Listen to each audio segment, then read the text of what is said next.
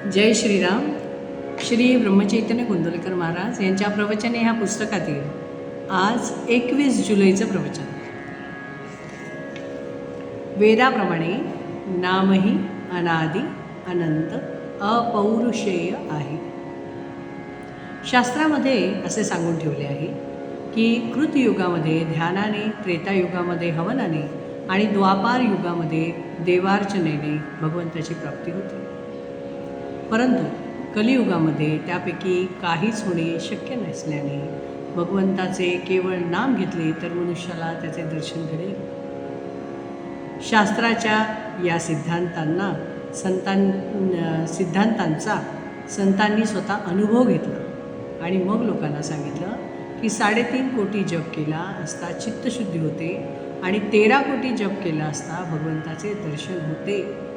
मला आपण महत्त्व देऊ नका, पण ज्या थोर संतांच्या नावावर मी नामाविषयी सांगतो ते ज्ञानेश्वर महाराज, एकनाथ महाराज, तुकाराम महाराज आणि समर्थ रामदास स्वामी यांच्यासारखे संत कधी वेदबाह्य बोलतील का? हे शक्यच नाही. वेदांना जे परमात्मा स्वरूप अगोचर आहे ते स्वरूप संत तद्वत रूपाने जाणतात. सध्याच्या परिस्थितीमध्ये संयमाची बंधने सुटत चालली आहेत.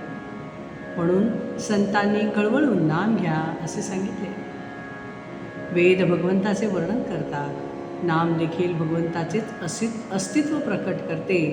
प्रत्येक वेदमात्रांच्या आरंभी हरि ओम असे नामच आहे. जसा वेद हा अनादी तसे नाम हे अनादी. जसा वेद हा अपौरुषेय तसा नामही अपौरुषेय. जसा वेद हा अनंत तसे नाम हे अनंत.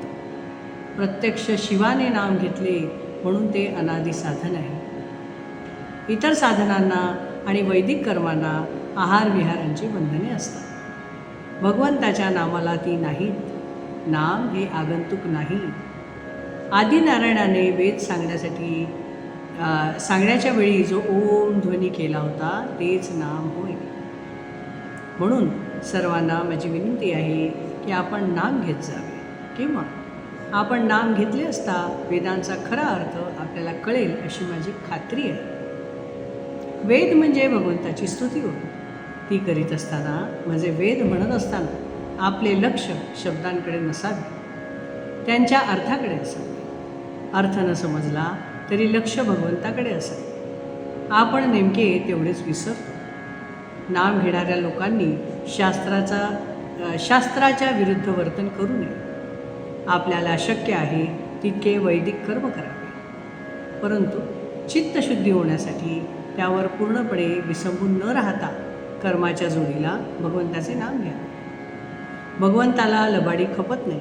आपले मन स्वच्छ नसेल तर भगवंत हात आखडता घेतो, पण खरी अनन्यता असेल तर पोटभर पुरवतो. इतक्या तन्मयतेने नाम घ्या की मी नाम घेतो आहे हे सुद्धा विसरून जा. इतर साधनांनी लवकर साधल्यासारखे वाटेल, पण ते तात्पुरते असेल. नामाने थोडा उशीर लागेल, पण जे साधेल ते कायमचे असेल. कारण नामाने मुळापासून आपली सुधारणा होते. शास्त्र में बताया गया है कि कृतयुग में ध्यान से, त्रेता युग में हवन से, द्वापार युग में देवतार्चना से भगवान की प्राप्ति होगी. लेकिन कलियुग में इन सारे प्रकारों का कोई उपयोग नहीं होगा. कलियुग में अगर आपको भगवान से मिलना है तो बहुत ही सिंपल साधन है, वो है नाम लेना. और ये सारे संतों ने अपने आप कर देखा है. अगर आप 3.5 लाख जाप करते हो भगवान का तो आपका चित्त शुद्ध हो जाता है, और आप 13 लाख जाप करते हो तो भगवान आपको दिखते हैं. ये शास्त्र शुद्ध आपके सामने संतों ने करके दिखाया है, देखा है. आप मेरी बातों पे मत जाओ, लेकिन जो संतों ने बताया, जो अनुभव किया है, उन बातों पर जाओ. और नामस्मरण के सिवाय इसका कोई भी उपाय नहीं है.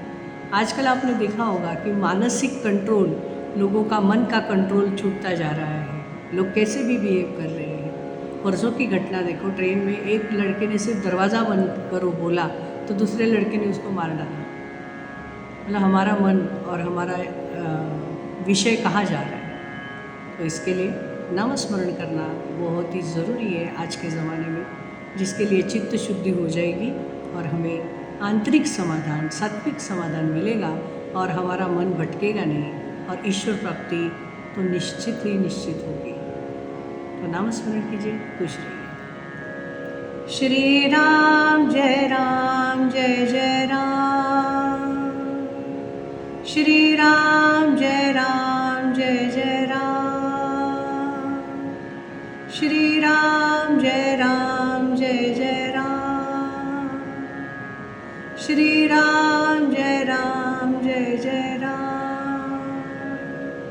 श्री राम जय जय राम।